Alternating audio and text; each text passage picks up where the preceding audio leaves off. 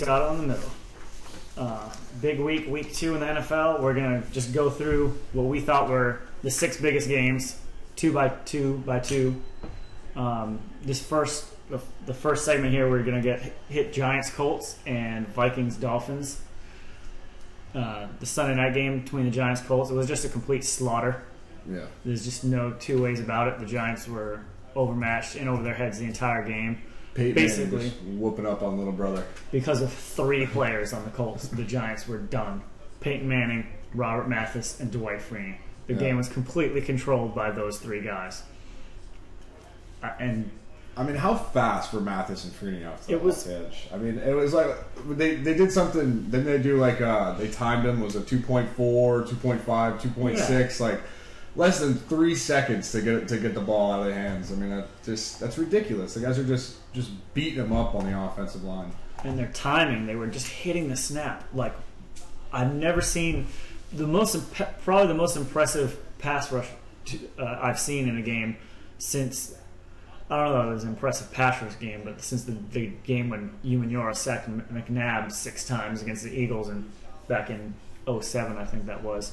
That was with an injured left tackle against backup offensive linemen. These are our best offensive linemen that the Freeney and Mathis are doing this against. We just had no chance.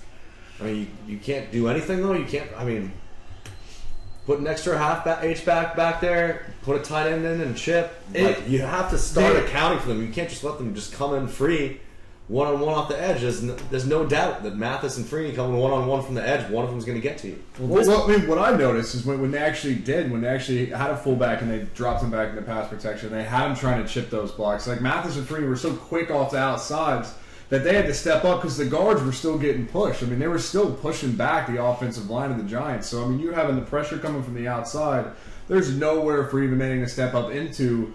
And by that, I mean, they're so fast, the fullback can't get out there and block on the way outside. I mean, they're really just beating them off the line, just speed rushing right to the outside. They definitely shouldn't be getting pushed back that much in the middle.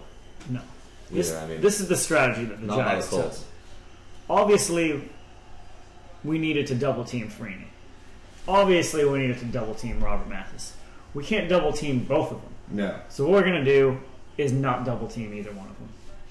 And just take it. And just right in the grill every time we drop back. And just hope that our tackles are fast enough. Like they can anticipate quick enough. I mean, it's how are you a tackle? You have to guess which one is going to get off faster if you're the extra blocker, the fullback or the back in there. And by the time you've made that decision on which one's in there faster, it's too late to guess. You have to guess before the snap and say, I'm just going to go this way no matter what. It's like a PK in soccer, you know. It's just like you have to anticipate before the play actually comes on, you know, who's going to get off the ball quicker. I mean, and then you also have Freeney, who's just, you know, infamous for that spin move to the inside after the speed rush outside. Freeney was speed rushing. Freeney was bull rushing. Yeah. Freeney was doing all the moves. Mathis was just coming with straight speed. And the Giants could do nothing. And the Giants' defense didn't really do anything to slow down the Colts either. Although it's kind of hard. You got to give it up for the Colts' defense though after week 1, giving up all those rushing yards and being very maligned. And then they can come back in week 2 and with just an incredibly impressive performance. The Giants did run the ball. They averaged over 5 yards a carry running the ball. Yeah, well, Bradshaw had 89 yards. Bradshaw averaged over 5 yards a carry. The other guys didn't, but they were effective running the ball. But the bottom line is, if they were running to set up any kind of play-action pass or pass of any kind, the Colts were just like, screw this. If you try to pass, the play is just going to be a complete disaster and kill your drive no matter what. So no matter what you do, how good you do running, if you try passing once, your drive is over. Yeah. So it was just an unbelievable. Yeah, I give all the credit to the Colts. You still have to pass a little bit. Yeah, they tried, but it was. You're not going to go down the field 5-6 yards at a time without someone stepping up and one big play. Yeah, the one big play. Morrow Manningham. Aside from that, it was tough sledding all game long for the Giants. That was when Manningham just came totally free, though, right? Yeah. Just completely. Yeah, I threw it up. It was like a 3rd and long, and just like the Colts. Obviously, I think the Colts blitzed on the play. He had one-on-one on the left side. That was just domination by the Colts. 70 plays to 53 plays. The 24 first downs to 13. You can't turn the ball over against the Colts. You can't do that. They're too good. Manning just way too good. Peyton Manning was unstoppable. That was just like that was too easy. Vintage Manning right there. All right. Moving on. So Giants have the Titans at home next week. Colts go to Denver. Colts tough matchups. I think the Colts will be fine against Denver, but it's still not an easy one. It's definitely a tough one for the Giants.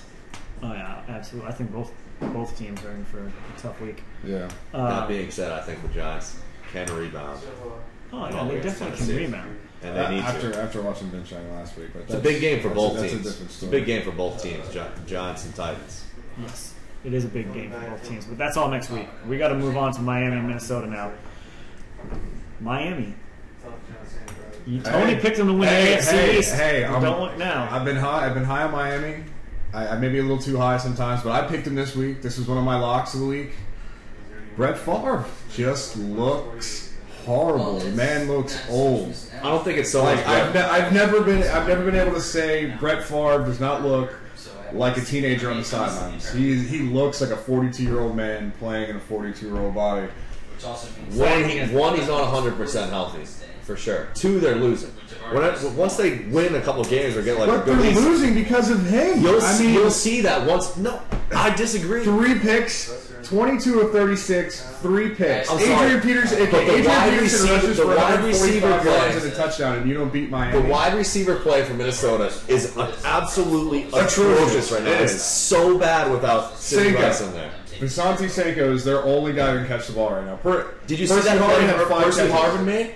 It should have been a touchdown, but instead he bobbles it around and hands it to the other team. Yeah. And Berrien, I mean, just forget it. He just can't get open. No. He cannot get open. I'm telling you, if you throw the ball to Bernard Berrien, it's a 50-50 between him and the corner or whatever D-back it is. He is not going to catch it. He just doesn't make plays for balls. Unless he's wide open, it's just not happening. And you need a possession guy. You need a guy that you can throw those 50-50 balls to, a guy like Sidney Rice was. Okay, well, if that's the case, then do you give credit to Jason Allen and Vontae Davis? Jason Allen. Jason Allen. Hell of a game. Defense. 11 tackles, 7 solo, 3 passes deflected, 2 picks. Vontae Davis had a pick, 6 tackles, and 2 passes deflected. Is the Miami secondary? Miami's defense is good. They're good. It's 2 teams in a row they've kept to 10 points. Yeah. One of them's Buffalo Bills, but still, you get all those turnovers against Minnesota. That's the game plan that you go in against the Vikings. Is try to do your best against Peterson, but get turnovers from Favre. I think that's a game plan you have to have defensively against that team. Bottom line for this game, though, Minnesota has a lot of problems right now. They've given up a lot of problems. First 2 teams they've played have been able to run the ball against them, and they're not supposed to give up yardage on the run. Well, first 2 teams they played gave up running yards too. They gave up timely 3rd down runs, I think, to Ronnie Brown. Combined they had 29 rushes for 120 yards. They have an old quarterback that does not look 100% healthy, and they have a beat-up wide receiver crew that doesn't look like they can get it done against anyone right now. They should have just kept giving the ball to Peterson even more. That is the only thing that they have. 28 carries, 145 yards, and a touchdown. Look at those stats. Think about last year. Minnesota doesn't even come near losing. This is a blowout. You see those stats for Adrian Peterson. Right. Oh yeah, because Favre was playing out of mind last year.